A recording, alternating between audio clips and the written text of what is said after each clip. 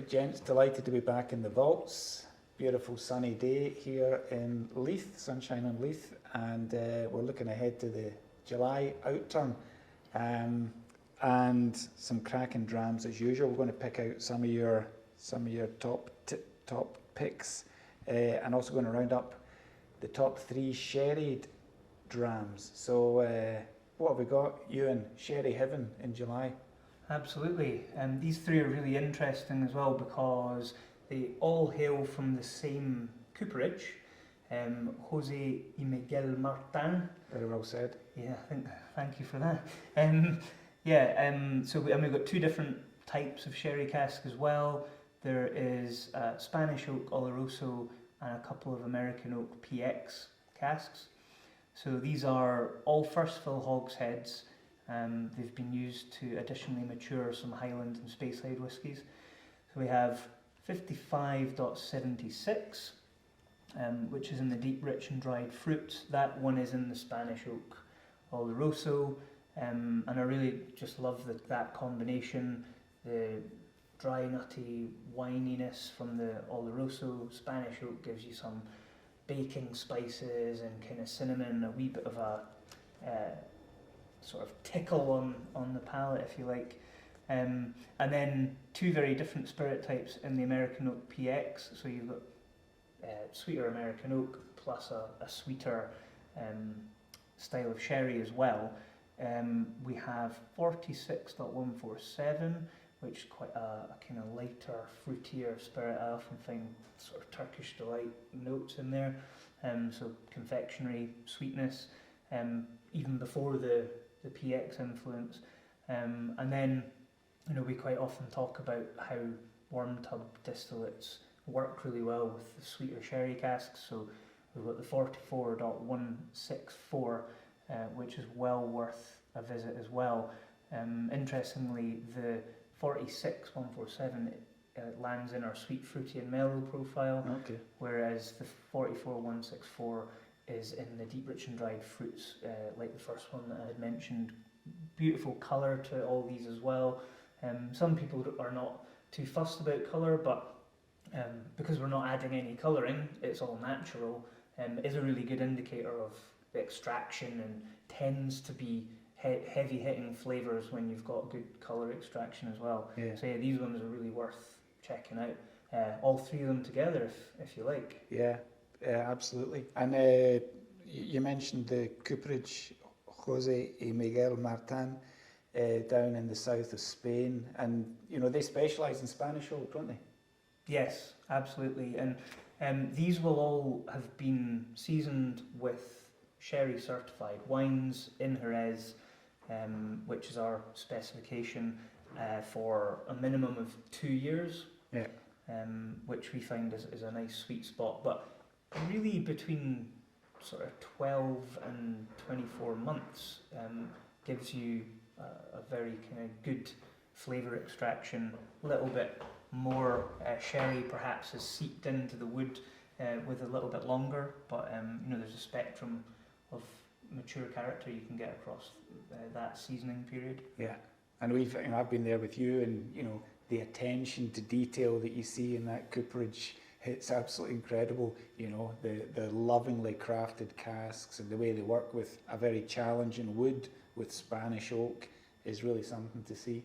Yeah, Spanish oak is pretty difficult to work with because it has quite a lot of knots, and it kind of grows in a bit of a twisted fashion. So it's quite hard to process it to get the staves, and then it's got quite a high level of wastage as well.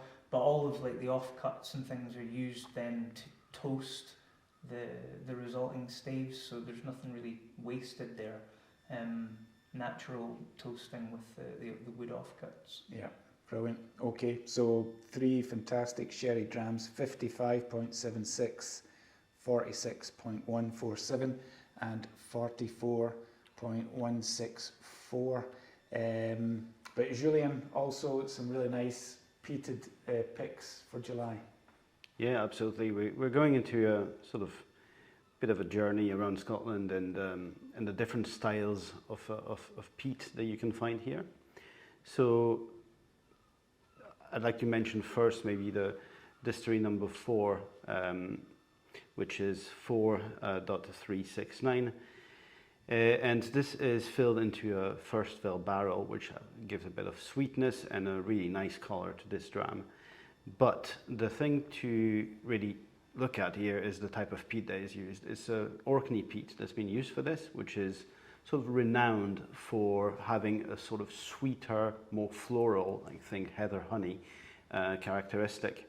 And it's, the heather side of it probably comes from the roots of heather, which dig really deep in the peat banks, and that you will still find when the peat is being burnt. So that is a very interesting thing to look at first. But then we can move on to a bit further to the south in the Highlands. You'll find distillery number 16, which basically provides here an expression which we have seen a few of, a nice color to it, and it comes from a refill hogshead which has been recharred. So essentially this is a cask that has been rejuvenated to give him a second lease of life, whereby the extractive will still give the whiskey quite a lot of color. It is by no means a new cask. The style of flavors and extractives from the wood will be different, but they're nonetheless very interesting. And here the peat you're looking at is much more of a woodland kind of peat, which will be heavy in lignin, so you'll have a lot of tree bark and things of that nature, which will be in that peat, which will provide a much spicier peat. So here you're going for really heavy and really punchy flavors, if you want. It's going to be quite pungent and smoky peat. But to finish, I think the most interesting one has actually no color at all. It's a dram from Distillery 53, and I think Euan and I joked a few times that if there were a distillery that did not require a cask for its spirit, it would be Distillery 53. And you have seen across the years quite a lot of casks from the society coming out from Distillery 53, which have little to no color. And that doesn't stop the flavors from being absolutely full on and beautiful. And here there's a fun fact also associated to this, because it's Islay peat that's been used to create that whiskey. And although this particular make of whiskey does not age on Islay, it ages further away from the sea. It displays amazingly coastal characteristics. You will have a lot of seaweed tastes and scents. Quite a bit of a foodie coastal aspect as well. With very usually you get seaweed salads like wakame salads. You get like lobster. You get langoustines. All those kind of really delicious things that you'll find here. So yeah, so that's pretty much for Distillery 53 with a 53.439, which kind of goes to show that maybe place of maturation and coastal characteristics don't really go hand in hand. Yeah, and the influence of peat from different parts of Scotland. We did a piece with it was Barry Harrison, one of the scientists at the Scotch Whisky Research Institute for Unfiltered a while ago. You can find it in the archives. But yeah, he'd done some analysis on the effect of using peat from different areas of Scotland and the effect that had on the whisky. So this would be a nice trio to look at in terms of the, as you say, the Orkney peat, the Highland peat and the Islay peat across these three bottlings. So it's a good example as well of how you can find so much variation within a flavour profile. So these all fall into the peated flavour profile. But as you guys are saying, there's a huge variety to be explored in there as well. Yeah, 4.369, 16.77 and 53.439, all worth looking out for. So, I mean, that's some sherry matured whiskies, some peated drams, other picks from from the Outturn. Euan, back to Spain, I suppose, with 94.31. Yeah, just a slightly different take on the sherry cask here. I think we've discussed this in a few previous podcasts where this is an ex-bodega Pedro Jimenez barrique, so slightly smaller than a hogshead at 225 litres, so it gives you a little bit different maturation, slightly more intense maybe. However, because this has been used in the Bodega's Solera system, the oak is actually softened quite a bit. This bodega grows only Pedro Jimenez, and are, I think, probably the only winery to actually dry the PX grapes, and they turn them into sort of raisins before making the wine. Often that's imported from other grape growing areas, but this bodega does it all kind of in-house, and they're beautiful casks when they come in. Like, they're a joy to go, and we do sensory before filling any sherry wood. But these are beautiful crafted barriques, and painted that dark black colour that you often see in bodegas. So yeah, 94.31, very characterful Highland distillate, married up with that kind of gentle Pedro Jimenez maturation, is one that's really worth visiting. Yeah, absolutely. And I suppose one of the Society's lesser spotted distilleries is 82. We've got an interesting bottling out from there this July. Yeah, 82.45. So yeah, only the 45th cask in 40 years. So definitely lesser spotted. This one is just, I wouldn't say naked, but it's a second fill barrel. So used once previously to mature Scotch. So again, slightly softened on that second use. And then you've got this nice, quite rounded, quite sort of medium-bodied spirit with some kind of creamy, maybe whipped cream character in there, and some fruitiness. And I just think it's a great marriage. It falls into the juicy oak and vanilla category, which you tend to get more active American oak casks going into that. So while it's a second use of the barrel, it's obviously given some good oak extraction in there to balance with the spirit.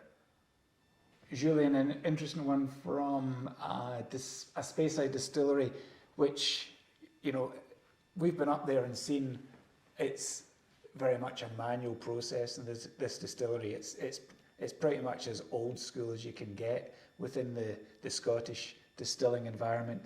63.115. Yeah, so this is a great example of what happens when you have a huge heritage of distilling culture. As you said, everything's operated manually in that distillery, and it goes to show that there's a slightly older style to this, and it lines up in the sweet, fruity, and mellow category.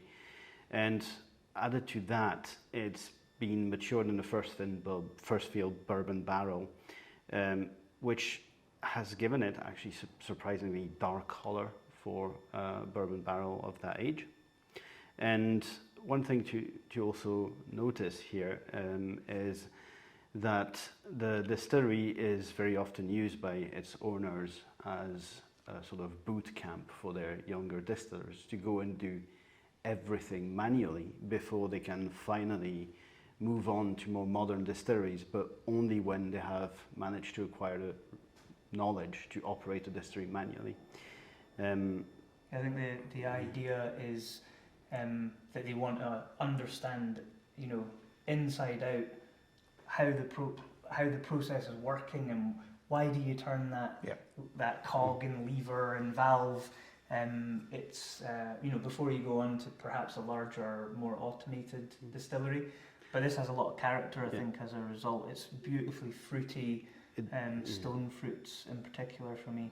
It does, and I think that the panel kind of echoed that. If there were a panel pick in this entire outturn, this probably would be it.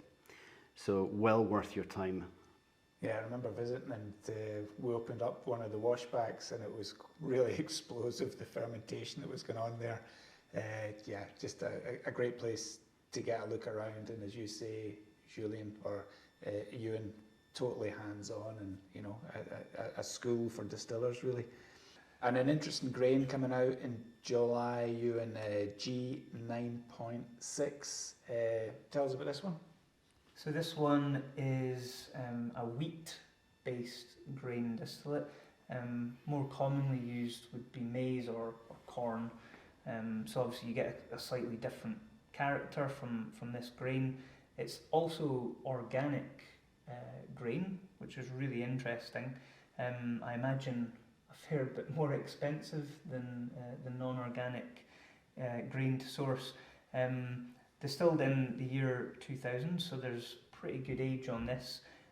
It's very kind of custard creams and creme anglaise, like all this lovely vanilla sort of character to it. And it's got, you know, quite often grains are very light in character and texture, but I think this one's just got a little bit more weight to it, a bit more body. So yeah, it's also a great summer dram, this one. Okay. Really, really sunshiny. You maybe put it in a pina colada or something like that if you felt so inclined. Mix up a wee bit. Yeah. Yeah, nice. And another kind of summery drink, maybe, Julien, is a new rye bourbon that we've got coming out. Yep, so we've got B7.6 on the menu for this month. And so this has been, as bourbon requires, aged in a new oak cask, which was a heavy char and had also a medium charred head, which will make sure that the oak extraction is nothing short of massive. So yeah, this is a really interesting one if you like those strong oaky flavors and quite concentrated, but the more important part when you look at bourbon in here, rye bourbon, is the sort of a mash bill. So what grains go into the making of that bourbon in what quantity. So to make a bourbon, for those of you who do not know bourbon very well, you require a minimum of 51% corn or maize. And this one has about 75%, which sorts out some really nice smooth flavors, but then it's a rye bourbon, which means that you have an addition of 21% of rye, which produces a much more spicy distillate. And so the spiciness is really well balanced here with additional spice and sweetness from the wood, which really makes this a very, very punchy expression. It's always interesting when we're looking at whiskies matured in different climates as well.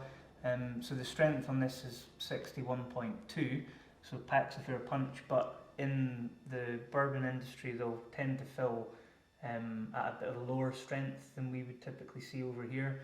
So, quite a number of the distilleries that we work with fill at like 55% ABV, and because of the climate over there, instead of losing strength like happens in Scotland, the strength is actually driven up. So you end up with some pretty intense finished spirit as well if you're bottling at cask strength like we do. Yep, very nice. And your last pick, Julien, is a high lactone bottling. So what does that mean? Yeah, so for the month of July, we're looking at having Bastille Day celebration in France. So I would be remiss of me to not take something slightly French. And here we're talking about a cask coming from the cooperage of Séguin-Moreau, which is in the Cognac region. And essentially, these casks are tested for high lactone, which is an extractive from the oak that will provide coconutty flavors and will be also very, very textural in so building the mouthfeel of your whiskey. And here we're talking about American oak, which is also high in vanillin, which will give you those really nice juicy and vanilla flavors. So here you can definitely tell the profile is juicy oak vanilla. There is some good color on this dram as well. And I think here you can say that it's a really good fruity distillate that's been put in a cask that is quite intense, but very selective in what it extracts. So, you know, that's well worth your time. Fruit and coconut and a very, very summery drink in the end. Yeah, well, talking about summer drinking, we're turning up the heat, heading into July, and later in the month, we're going to be releasing something of a society experiment. In fact, it's not whiskey because it's been adulterated. So members can look out for this later in the month, but it's actually called Experiment 01. And it dates back some time in the Society's history. Euan, what do you remember about it? And tell us what it's all about. It's a pretty curious tale. Some of our longer standing members might remember a product that we released called Hot Scotch, which was billed as a devilishly good cooking sauce.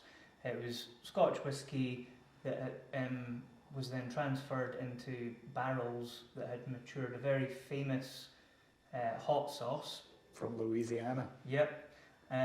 Obviously then making it no longer Scotch whisky, as that is not in the regulations, but it created a really lovely spicy condiment that I was lucky enough to get some bottles, and you know, you put it in a ragu and just make some great kind of layers of flavour there. So anyway, this is kind of an evolution of that idea.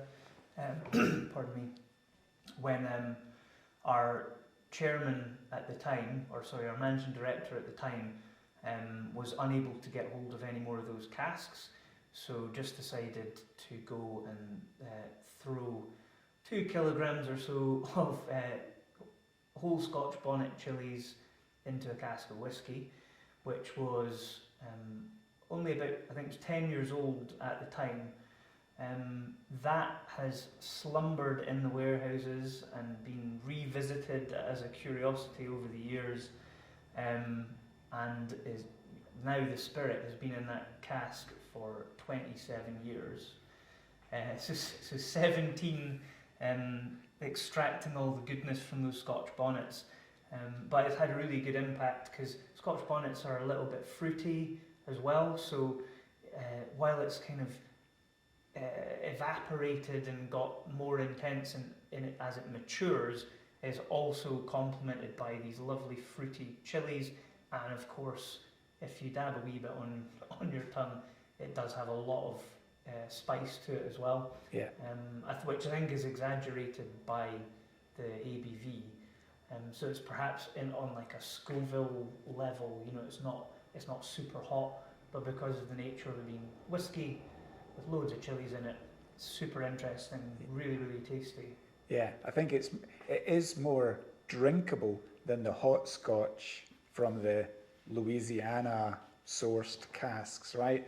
But you know, I don't know if it's less for drinking and more for using maybe in a cocktail or certainly cooking, like you say. Yeah, I wouldn't be surprised if someone got a bit curious and had a wee sip of it. But yeah, it's not really been designed for that purpose. It's certainly more of a kind of gourmet, foodie type complementary product. So. Yeah, and we're going to be talking to James Freeman, the chef at the Society, who works across the members' rooms. He worked with the original hot Scotch in his recipes, and he's going to be revisiting Experiment 01 with some dishes. So we will be publicising those in July. But yeah, an interesting wee 40th anniversary offering coming members' way later in July. So definitely want to look out for. You tasted it, Euan. Julien, what did you think? Yeah, it's. I think it was a bit of a prank that Euan played on me, but it was still nonetheless very interesting. I have to say that the age comes through on the nose. It's the first thing I noticed. And then, you know, I've not retasted it since, so I can't really say what my second opinion on it is. But the first opinion, when you do not expect it, it's hot. I've got some in the lab. We can go and have a wee taste after Right. this. If you like. Okay, that sounds good. Yeah. Sounds amazing. Check the Scoville rating. All right, thanks, gents. Look forward to these drams in July, and cheers. Thank you. Thank you.